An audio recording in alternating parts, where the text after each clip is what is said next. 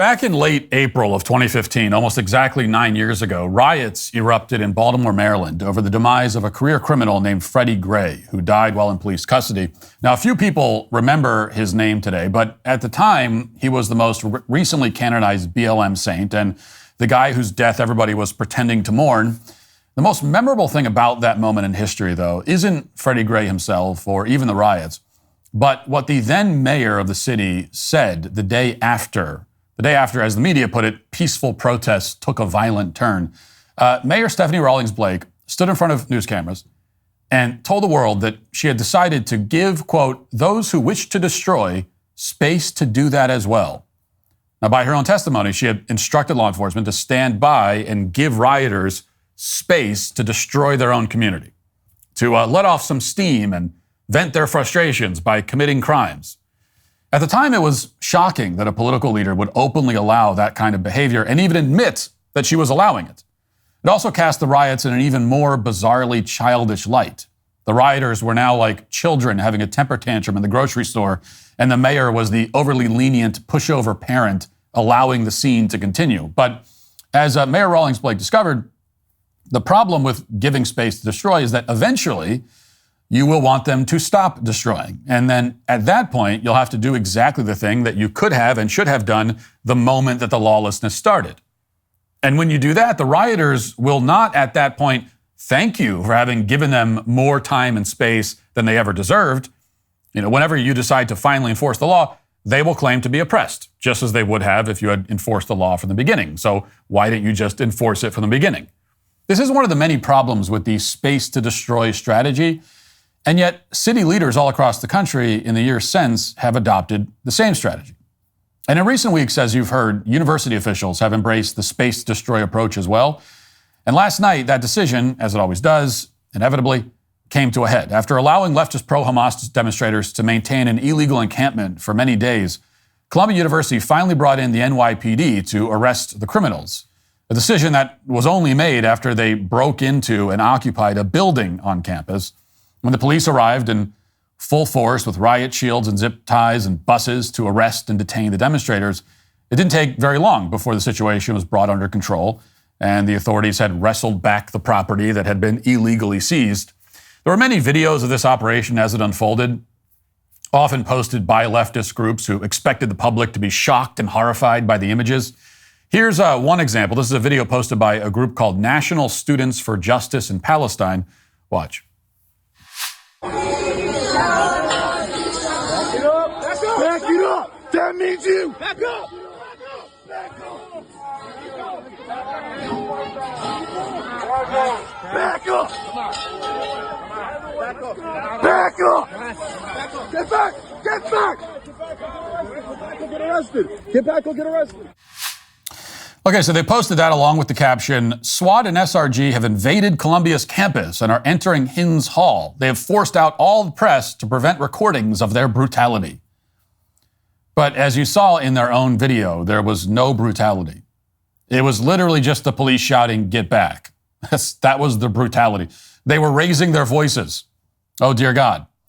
Really, this was just the police enforcing the law, and they were not invading anything. It's the pro-Hamas protesters that had illegally invaded a building that isn't called Hinds Hall, by the way, but rather Hamilton Hall, because the protesters had not only burglarized and occupied the building, but also attempted to rename it.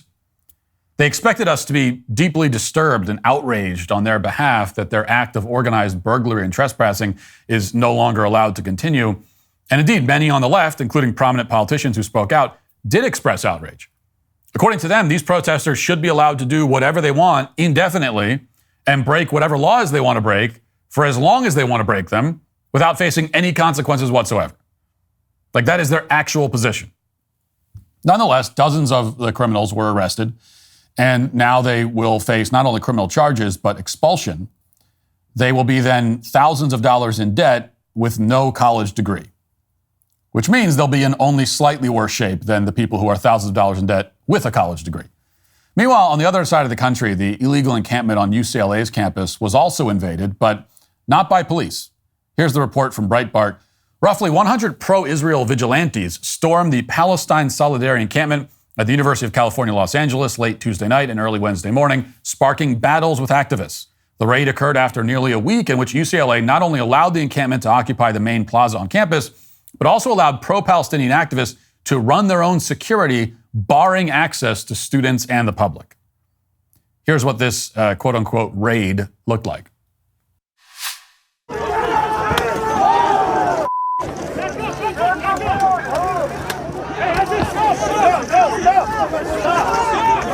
Boys, chill! Hey, chill, don't, bro! Hey, chill!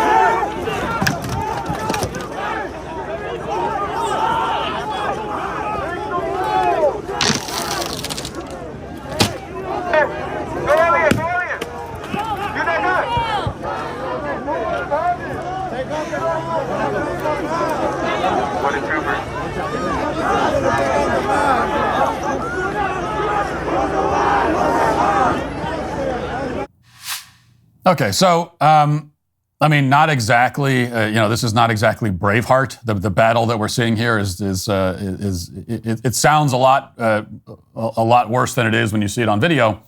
But nonetheless, this is what happens when you grant one group special privileges to break the law and all of the rules.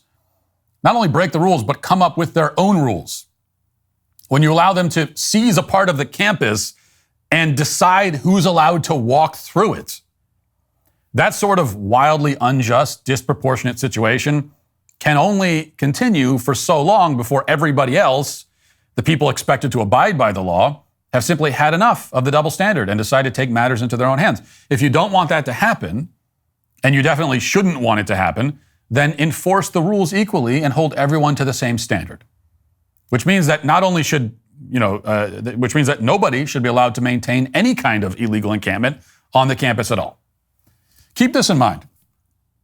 When pro-life protesters sat peacefully outside of an abortion clinic for a few hours on one single morning, the Biden administration sent armed federal agents to their homes to drag them away in handcuffs, and then convicted them of felonies and now wants to send them to prison for 10 years.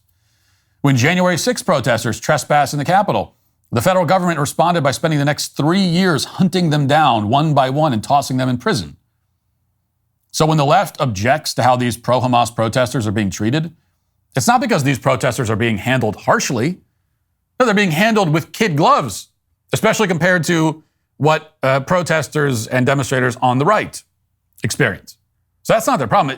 Their problem is that the left believes that their protesters, the ones on their side, should be given free rein to do whatever they want. And if they are stopped from doing anything at all, then they're automatically oppressed. This is the sense of entitlement obviously shared by the protesters themselves, which is what led to this unintentionally hilarious moment at Columbia University yesterday afternoon, a few hours before the police raid. An unofficial spokeswoman for the demonstrators gave a press conference where she made a number of demands. Now, according to reporting from Noah Pollack, a contributor to the Free Beacon, this woman's name is Johanna King-Slutsky, and according to her bio, Johanna is working on a dissertation on, quote, fantasies of limitless energy in the transatlantic romantic imagination from 1760 to 1860. And her goal, she explains, is to, quote, write a prehistory of metabolic rift, Marxist term for the disruption of energy circuits caused by industrialization under capitalism. Now, it's a shame to think that the world will never get to read this full dissertation now that Johanna is probably going to be expelled. We'll have to continue on somehow without the vital information that she was going to provide us about the fantasies of limitless energy or whatever.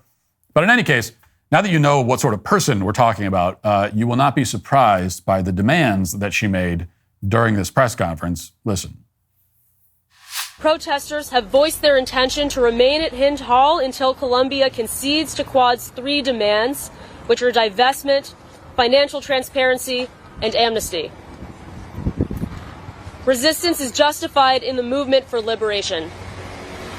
Liberators acting in solidarity with Palestine continue to hold themselves to a higher standard than Columbia. I cannot stress this enough, a higher standard than Columbia.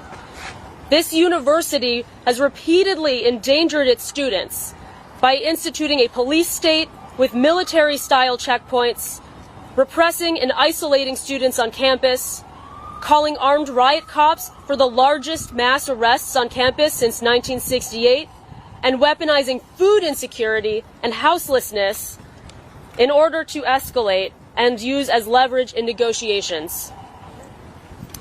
Colombia has forced protesters to escalate by contributing to a genocide while refusing to follow the baseline standards of conduct that make negotiations possible.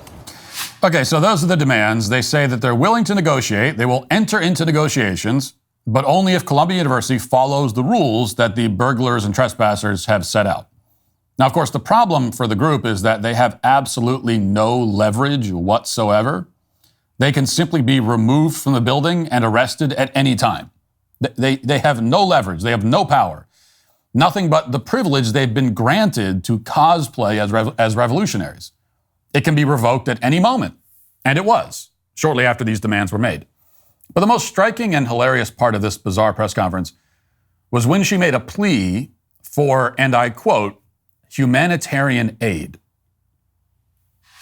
Why should the university be obligated to provide food to people who've taken over a building? Well, first of all, we're saying that they're obligated to provide food to students who pay for a meal plan here. But you mentioned that there was a request that food and water be brought in, unless I misunderstood. To allow it to be brought in. I mean, well, I guess it's ultimately a question of what kind of community and obligation Columbia feels it has to its students. Do you want students to die of dehydration and starvation or get severely ill, even if they disagree with you? If the answer is no, then you should allow basic, I mean, it's crazy to say because we're on an Ivy League campus, but this is like basic humanitarian aid we're asking for. Like, could people please have a glass of water? But they did put themselves in that very deliberately, in that situation and in that position. So it seems like you're sort of saying, we want to be revolutionaries, we want to take over this building. Now would you please bring us food and water? Nobody's asking them to bring anything. We're asking them to not violently stop us from bringing in basic humanitarian aid. So just to be completely clear here, the humanitarian aid they're requesting is Chipotle deliveries. So the next time you order a burrito bowl on DoorDash, remember, you're not ordering lunch. You're requesting humanitarian aid. So these protesters committed burglary and trespassing. They holed themselves up in a building where they didn't belong and had no right to be. They barricaded the doors and refused to come out, and then demanded that free food be delivered to them so that they don't, as they claim they're on the verge of doing, starve to death. This is the level of pathological, insane, delusional, narcissistic entitlement that we're dealing with here. It's exactly the mentality that these college campuses intentionally instill and which is now being wielded against them. But most of all, this goes to show just how fake all of this is. I hope that's the first thing you notice when you watch all this. It's just so fake. All this, that person you just saw there on camera is just incredibly fake. Now, you could say these kids are radical leftists, and that's certainly true. You can say that they're anti-American, and that's true too, which is why they've taken down American flags, replaced them with Palestinian flags, they've shouted death to America, and so on. You can say that they're anti-white, and they see Israel as a vehicle of whiteness, and that's why they hate it so much. That's true. You could say that some of these protesters actually are anti-Semites who hate Jews as a group. And that's obviously true. We've heard enough from some of them to know that. But before any of that, what we must say about these protesters and their protest is that it is all fake, phony, pretend. It is all one big performance. The average American today, the average American, lives a life of such comfort and luxury that the pharaohs of ancient Egypt would look at them with envy. Ivy League students have lives significantly more luxurious and comfortable than that. You know, it's estimated that about 100 billion humans have lived on Earth since the dawn of the species. Those kids setting up encampments and demanding free Panera bread have more wealth and privilege than almost all of those 100 billion humans. They quite easily have it better than 99.9% of all humans who have ever lived. These kids have never experienced hardship. They've never experienced persecution. They've never experienced suffering or sacrifice. They don't even know what those words mean. Most of them haven't even experienced being told no about anything, ever. Like they've never heard the word. And this has made them not only entitled beyond all imagining, but also bored and dull and desperate to find meaning in pretended oppression.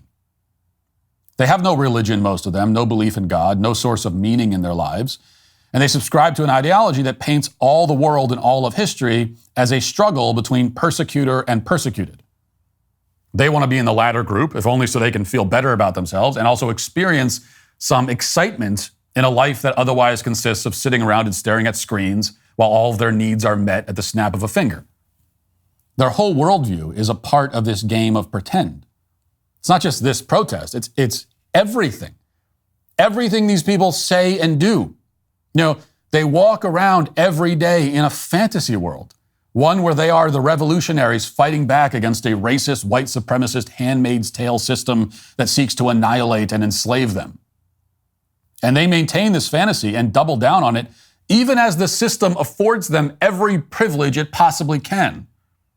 In fact, the more privileges they're given, the deeper they must immerse themselves into this fantasy role-playing game so that they can maintain the fiction. Now, of course, if they really desired oppression and suffering, they could go find it. There's always the option to actually forego their comfortable lives and move to a part of the world where they will experience the sort of deprivation and persecution that they spend their whole lives pretending to struggle against.